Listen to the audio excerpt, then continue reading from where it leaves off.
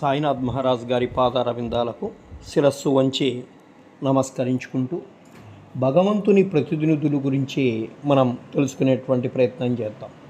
యోగులు సన్యాసులు అవసరం వచ్చినప్పుడల్లా అవతరించి ఆ కర్తవ్యం నిర్వర్తించేవాళ్ళు.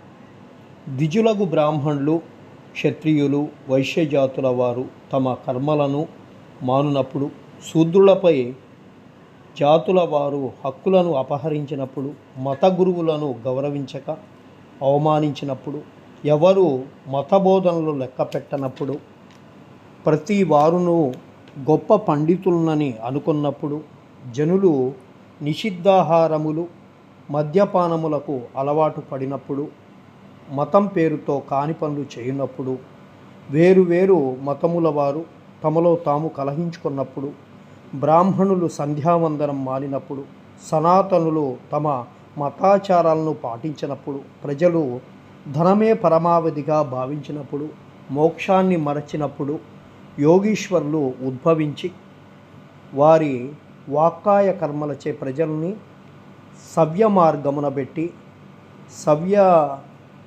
వ్యవహారాలను చక్కదిద్దుతారు.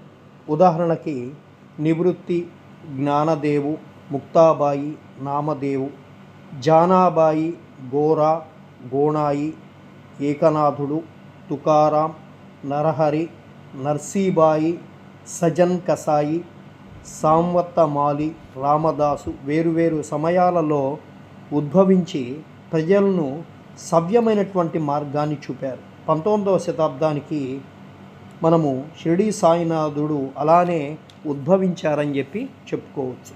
మరి పవిత్రమైనటువంటి షిరిడీ గ్రామం అహ్మద్నగర్ జిల్లాలోని కోపర్గాం నదీ ప్రాంతంలో చాలా పుణ్యతమములు ఎలా ఉంటే అక్కడ అనేక యోగులు ఉద్భవించి నివసించారు.